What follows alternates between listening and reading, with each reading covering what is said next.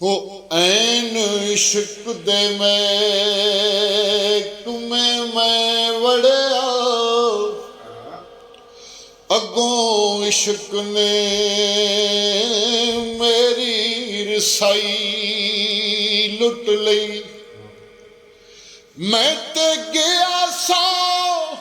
इश्क तो दाद लेने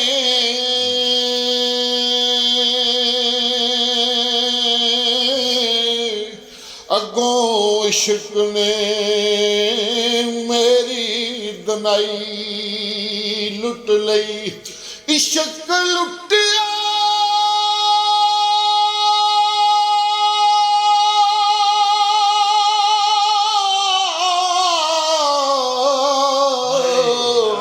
इश्क लुटिया बली पैगंबरां नूं ओ कईयां बादशाहां दी इश्क बादशाही लुट लई अजे तेरा की लुटिया बुल्ले शाह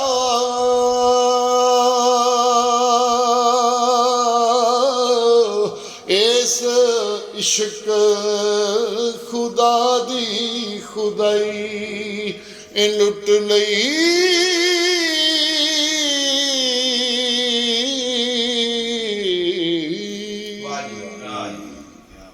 ਡਾਕਟਰ ਰਾਣਾ ਦਰੀਸ ਮਾਸ਼ਾਅੱਲਾ ਪੂਰੇ ਪਾਕਿਸਤਾਨ ਨੂੰ ਮੋਟੀਵੇਟ ਕਰਦੇ ਨੇ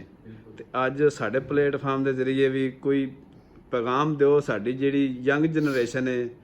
ਜਿਵੇਂ ਅੱਗੇ ਸਾਕਿਬ ਸਾਹਿਬ ਕਹਿੰਦੇ ਪਏ ਸੀ ਵੀ ਟਿਕਟੋਕ ਦੇ ਪਿੱਛੇ ਭੱਜਦੇ ਨੇ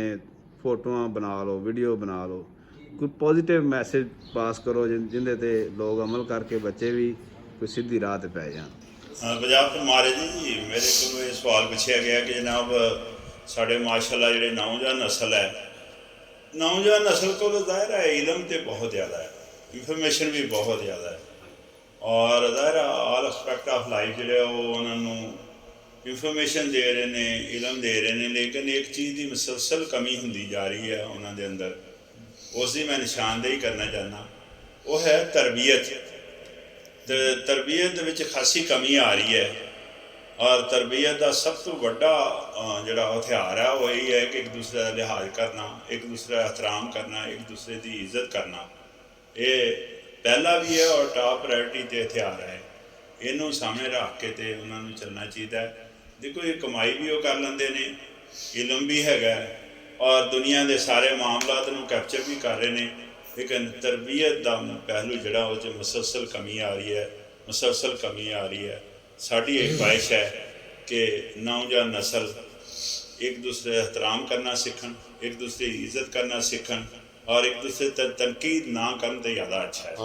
वाह वाह बिल्कुल तनकीद ना करन तनकीद का पहलू तो बल्कि छड्ड ही देन क्योंकि ये शर फैलता है ये इंतशार फैलता है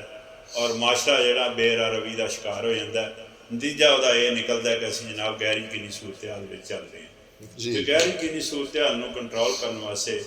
ये ज़्यादा अच्छा है कि असीं अपनी सोच जी है ना उन्होंने बेहतर करिए तो मामला तां ही सुधर सकता है जो असीं सारे मिल के अपनी सोच नूं बेहतर करिए मुस्बत करिए और अच्छे तरीके नाल इहनूं ड्राइव करके इस सोच नूं माशरे दे जिहड़े वैलफेयर के काम ने उन्हां ते अप्लाई करिए। बहुत शुक्रिया बहुत मेहरबानी इस्लाम जी थैंक यू क्या बात है जी सजना जी इस महफिल सजी हुई विच मैं चाह रहा सा कि नसीर संधू साहब छोटा जिहा गीत भी सुना जिहड़ा सज्जन भरिया होवे लो जी हाँ जी असीं तो यारां दा नाम पुकारिया यारां वास्ते जिंद जान हाज़र ते डॉक्टर साहब कलाम नाल इश्क कीता कलाम नाल मुहब्बत कीती कलाम दा प्रचार कीता फकीर दा प्रचार है ना अल्लाह तआला दे हबीब दा प्रचार है ते यही असीं नज़र करने तुहाडी कलाम बाबुल्ला शाह सरकार दा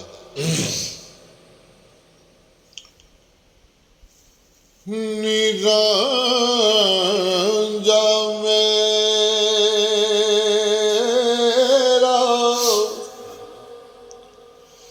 रांझा रांझा रांझा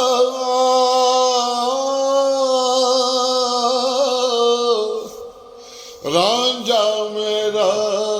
ते मैं रांझे दी इस विच फर्क न कोई, रांझा रांझा कर दीनी नी मैं आपे रांझा होई।